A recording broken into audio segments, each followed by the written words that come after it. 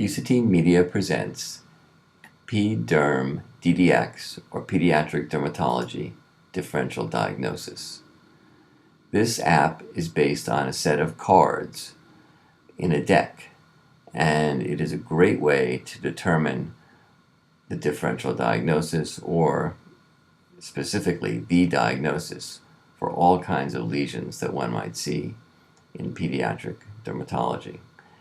The contents are divided up based on morphology, so we see a blisters section, then we see mucosal erosions, pustular lesions, and basically all the morphologic terms are used here to help divide up the conditions and help you find things based on whether they're annular or pitted or curvilinear. So if you were seeing something that was annular, you could go to the annular area, and among the annular images you would have these images to look at, and what you can do is to see the caption or legend, you just hit text, and now you can see that this is granuloma annulare. Here's a nice tinea corporis, another nummular dermatitis, and an erythema multiforme. So there are these annular lesions, and then there's more information, clinical features. It also talks about how you might see herald patch of pityriasis rosea, large urticaria, all these different things that can occur which are annular. Now, if you'd like, you can go right back to the section this way, and let's say now you would actually like to do a search.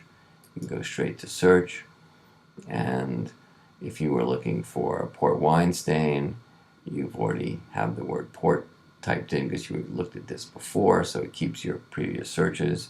We can hit port, see our port wine stains, and besides the text about them, we can also look at the images, and here are those images, and we can look at the images one at a time this way, or if we want more information about the images, we can look with the legends now available, and we see a little green symbol. So we want to know, what does that green symbol mean? Well, let's click on it, and it'll tell us that if the text is shaded in green, it indicates the content is specific to neonatal patients. That's helpful. It's part of the user guide. We can go back here, and after we finish looking at all these pictures, even a picture showing a very good Sturge-Weber syndrome, and a Klippel-Trenaunay syndrome, things that are hard to pronounce, but are rare but important to know about. And then when you get to your clinical features, you'll actually see that the text is highlighted in green because it tells you a lot about the skin lesions of newborns and neonatology. Now, from here, we could go to the home button, which gives us a choice of going back to the contents, doing another search, looking at previous bookmarks we've made, or notes. Let's look at the bookmarks. I had bookmarked port wine stains and lichen planus before, so we can go easily back to lichen planus and lichen nitidus. And we see that each time you have a specific diagnosis, you also get what is the differential diagnosis for these conditions. So let's say you're seeing this papulosquamous condition, maybe it's got some plaques, and you want to know, well, maybe it's lichen planus, but maybe it's psoriasis. You can go straight to psoriasis and look at those images, look at that information, and even get the differential diagnosis for psoriasis, which includes all of these. So if you wanted to look at the pictures of psoriasis, here are some examples. Psoriasis, go to the text, and we can see the legends showing us the different descriptions of these psoriatic lesions, and it's a very nice way to look at things. If we're looking here at this isomorphic phenomenon, which is the same as the Kevner phenomenon, we can even turn the pictures to get a little closer, more higher resolution or higher view of it. So we turn it, and now the image fills the whole page. We can see how the linear structure is caused, probably in this case by scratching, and that is the Kevner phenomenon, or isomorphic.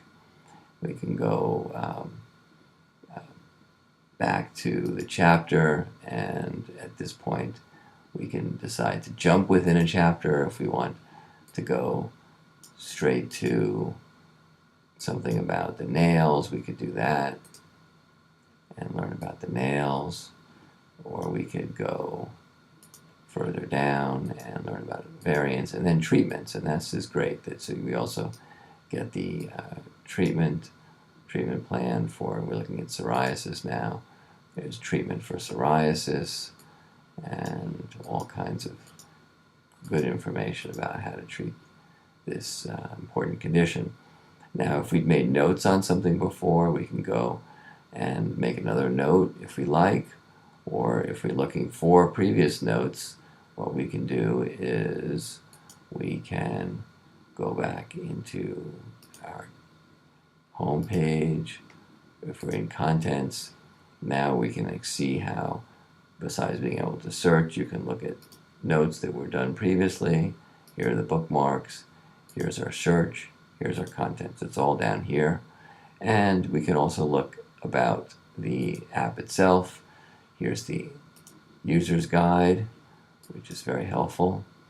And we also can find out about the apps that have been also created by Usatine Media. We can rate it. We can learn about the authors, Weston and Morelli, and we can do all kinds of things here that tell us about the app.